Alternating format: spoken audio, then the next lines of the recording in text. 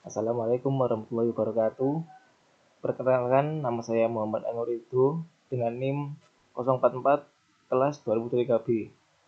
Nah, di sini saya akan menjelaskan mengenai makalah yang telah saya buat sebelumnya dalam bentuk PPT. Untuk judulnya sendiri yaitu pengaruh faktor daya terhadap kinerja energi dalam sistem tenaga listrik. Di sini yang pertama yaitu untuk latar belakang. Dalam sistem tenaga listrik, efisiensi energi menjadi isu yang krusial. Faktor daya atau faktor merupakan indikator penting yang menunjukkan seberapa efektif energi listrik digunakan untuk menghasilkan kerja nyata. Namun, beban induktif seperti motor, trafo, dan lampu neon sering menyebabkan daya reaktif yang tinggi, yang membuat faktor daya rendah. Hal ini menurunkan efisiensi, meningkatkan rugi daya, dan menyebabkan biaya listrik yang lebih tinggi. Oleh karena itu, pemahaman dan pengelolaan faktor daya sangat penting dalam meningkatkan efisiensi energi dan kinerja sistem tenaga listrik secara keseluruhan. Selanjutnya untuk rumusan masalah. Yang pertama yaitu apa yang dimaksud dengan faktor daya dan bagaimana cara mengukurnya. Yang kedua, apa penyebab utama rendahnya faktor daya. Yang ketiga, bagaimana pengaruh faktor daya rendah terhadap efisiensi sistem. Dan yang keempat, metode teknis apa yang bisa digunakan untuk meningkatkan faktor daya. Tujuan penelitian menjelaskan konsep dan perhitungan faktor daya, mengidentifikasi penyebab rendahnya faktor daya dalam sistem listrik.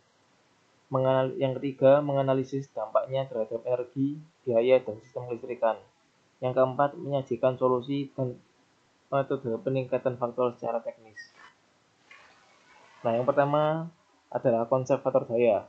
Apa itu faktor daya? Faktor daya atau faktor adalah rasio antara daya aktif dengan daya semu yang menunjukkan efisiensi pemanfaatan energi listrik. Nah, untuk rumus umumnya sendiri yaitu biasanya PF per P per S atau sama dengan cos P. Nah, untuk PF itu power factor, sedangkan P daya aktif dalam satuan watt dan S adalah daya semu dalam satuan VA. Nah, selanjutnya di sini ada jenis daya dalam sistem tenaga listrik. Yang pertama yaitu ada daya aktif dengan satuan P. Daya aktif adalah energi yang benar-benar dikonversi menjadi kerja nyata. Contohnya seperti gerak, cahaya, panas, dan lain-lain. Nah, untuk contohnya dalam kehidupan sehari-hari yaitu seperti kompor listrik, lampu pijar, setrika, dan yang lain-lain. Nah, untuk rumusnya di sini ada dua. Yang pertama untuk yang satu fasa, P sama dengan V kali I kali cos Pi. Sedangkan untuk yang tiga fasa yaitu P sama dengan akar 3 kali V kali I kali cos Pi. Nah, di sini perbedaannya hanya pada akar 3 pada tiga fasa. Nah, yang kedua ada daya reaktif, I. Daya reaktif adalah energi yang tidak menghasilkan kerja nyata, tetapi diperlukan untuk membentuk medan magnet, motor, atau trafo. Nah, untuk rumusnya sendiri, yang satu fasa yaitu Q sama dengan V kali I kali sin Pi. Nah, untuk yang tiga fasa, Q sama dengan akar 3 kali V kali I dikali sin Pi. Nah, di sini perbedaannya juga sama, hanya terdapat pada akar 3. Nah, untuk yang nomor 3 itu daya semu S. Daya semu adalah gabungan secara vektorial antara daya aktif dan daya reaktif.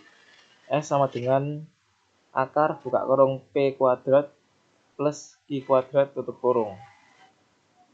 Nah, di sini tujuan faktor daya tinggi yaitu untuk memaksimalkan daya aktif, untuk mengurangi beban jaringan, dan untuk meningkatkan efisiensi sistem. Nah, di sebelah kanan ini ada gambar satu yaitu gambar segitiga daya. Bisa kita lihat untuk gambarnya dan posisi. Untuk daya semu berada pada samping miring segitiga.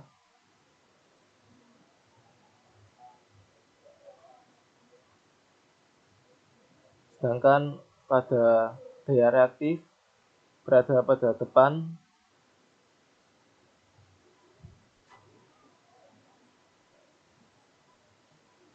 Untuk yang daya nyata berada pada samping, sedangkan yang daya semu berada pada posisi miring.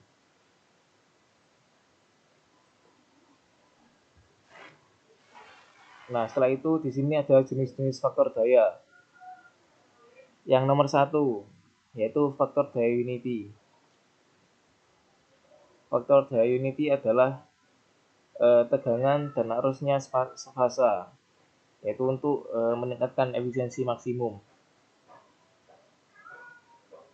Yang kedua yaitu terjadi pada beban resistif murni seperti pemanas listrik atau lampu pijar. Nah, yang ketiga, tidak ada daya reaktif, seluruh daya digunakan untuk kerja nyata. Nah, di samping kanan ini ada gambar, yaitu arus sefasa dengan tegangan pada gambar 2. Nah, yang nomor 2 yaitu faktor daya leading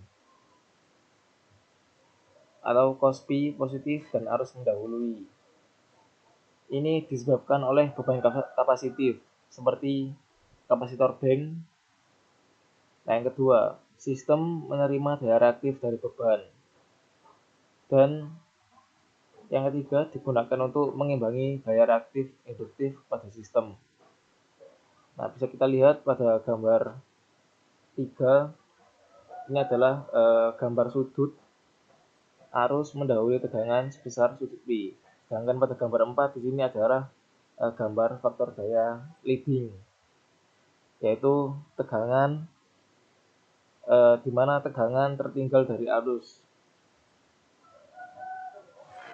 Nah, setelah itu yang ketiga ada faktor daya lagging, Cosby positif dan arus tertinggal. Nah, ini disebabkan oleh beban induktif seperti motor dan trafo. Nah, yang kedua, sistem memberi daya reaktif ke beban. Yang ketiga, menyebabkan efisiensi sistem menurun bila tidak dikoreksi. Nah, bisa kita lihat pada gambar di samping kanan, yaitu pada gambar 5, arus tertinggal dari tegangan sebesar sudut. Sedangkan pada gambar 6, gambar faktor daya lagging, yaitu di mana tegangan mendahului arus atau arus tertinggal dari tegangan. Nah, selanjutnya di sini ada penyebab faktor daya rendah.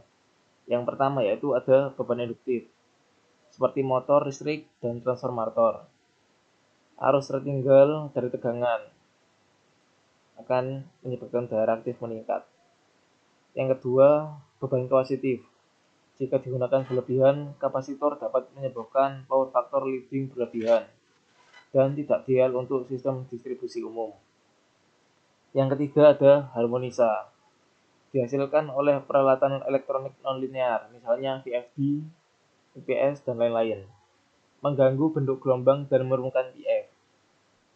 Yang keempat ada variasi beban. Beban ringan, misal malam hari, tegangan naik mengikuti arus. Dan magnetisasi naik, sama dengan membuat PF turun. Nah, yang kelima ini ada instalasi kabel dan jaringan. Kabel terlalu kecil dapat menyebabkan drop tegangan, arus naik, atau PF menjadi turun. Setelah itu, jalur distribusi terlalu panjang akan menyebabkan rugi tegangan yang sangat signifikan. Nah, di sini ada dampak dari faktor daya rendah. Yang pertama ada rugi daya tinggi, I kuadrat R losses. Nah, arus tinggi diperlukan untuk menghasilkan daya aktif yang sama, yaitu dalam bentuk energi hilang dalam bentuk panas. Yang kedua ada pemborosan kapasitas sistem. Daya reaktif mengisi kapasitas jaringan, tidak tersedia untuk daya aktif, investasi infrastruktur meningkat. Yang ketiga ada biaya operasional tinggi. PLN mengenakan penalti untuk power factor yang rendah dan daya tak terpakai tetap ditagih. Yang keempat ada penurunan tegangan atau voltage drop. Nah, di sini arus besar, tegangan turun, perangkat akan rusak atau tidak bekerja secara optimal. Nah, yang kelima ada overload peralatan seperti trafo, generator, dan kabel bekerja melebihi kapasitas. Ini akan menyebabkan umur dari peralatan tersebut menjadi pendek dan akan membuat perawatan menjadi mahal. Setelah itu, kualitas daya akan menjadi buruk. Nah, ini bisa disebabkan oleh gangguan harmonisa dan ketidakstabilan tegangan dan akan mengganggu proses industri dan alat sensitif lainnya. Nah, di sini ada solusi dan perhitungan perbaikan faktor daya. Nah, untuk solusi umumnya sendiri, yang pertama yaitu memasang kapasitor daya secara paralel dengan beban induktif. Yang kedua, menggunakan sistem kontrol otomatis atau APVC. Dan yang ketiga, menerapkan filter harmonik untuk mengatasi distorsi. Nah, untuk selanjutnya di sini ada contoh perhitungan untuk memperbaiki faktor daya. Yang diketahui daya terpasang sebesar 630 kV ampere. Untuk power factor awal yaitu sebesar 0,60 dan untuk power factor yang akan dinaikkan sebesar 0,95. Untuk arusnya sendiri bernilai 550 ampere. Untuk tegangannya sebesar 380 volt. Nah, untuk penyelesaiannya yaitu langkah pertama, hitung daya aktif terlebih dahulu. P sama dengan, nah di sini karena 3 fasa kita akan menggunakan rumus yang 3 fasa yaitu akar 3 dikali V kali I kali cos pi. Nah, di sini tinggal kita masukkan nilai yang diketahui tadi. Berarti sama dengan 1,73 dikali 380 volt dikali 550 ampere dikali 0,60 sama dengan 216,94 kW. Nah, langkah yang kedua, hitung tan Pi1 dan Pi2. Untuk cos Pi1 sama dengan 0,60 jika diubah menjadi tan Pi1 berarti sama dengan menjadi 1,33. Sedangkan cos Pi2 0,95 jika diubah menjadi tan Pi2 jadi sama dengan 0,33. Nah, langkah yang ketiga yaitu menghitung kapasitor Qc. Qc sama dengan P dikali tan Pi1 dikurangi tan Pi2 sama dengan 216,94 dikali buka kurung 1,33 dikurangi 0,33 tutup kurung. Dan untuk jawabannya yaitu 216,94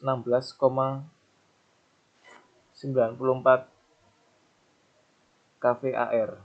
Nah, di sini diperlukan 8 unit kapasitor sebesar 30 kVAR untuk menaikkan faktor daya dari 0,60 sampai ke 0,95. Nah, kesimpulannya, faktor daya sangat berpengaruh terhadap efisiensi dan keandalan sistem tenaga listrik. Faktor daya yang rendah menyebabkan rugi daya tinggi, penurunan kapasitas sistem, dan meningkatkan biaya operasional. Penggunaan beban induktif seperti motor dan trafo merupakan penyebab utama rendahnya faktor daya. Untuk mengatasinya, diperlukan solusi teknis seperti pemasangan kapasitor bank dan sistem koreksi otomatis. Semakin tinggi nilai faktor daya, semakin efisien energi digunakan. Oleh karena itu, pengelolaan faktor daya merupakan langkah penting dalam menciptakan sistem kelistrikan yang hemat, stabil, dan andal. Saran untuk meningkatkan efisiensi dan keandalan sistem tenaga listrik. Lakukan pemasangan kapasitor korektif untuk mengimbangi daya reaktif beban induktif. Gunakan peralatan listrik efisien dengan faktor daya tinggi, terutama pada sektor industri. Lakukan pemantauan faktor daya secara berkala melalui sistem kontrol otomatis berbasis mikroprosesor.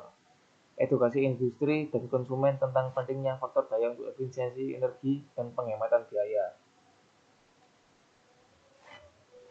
Nah, di sini ada referensi sumber yang saya gunakan.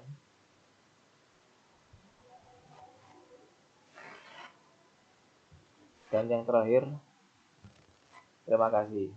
Mungkin Itu saja penjelasan yang bisa sampaikan dari makalah yang telah saya buat. Sekian dari saya. Wassalamualaikum warahmatullahi wabarakatuh.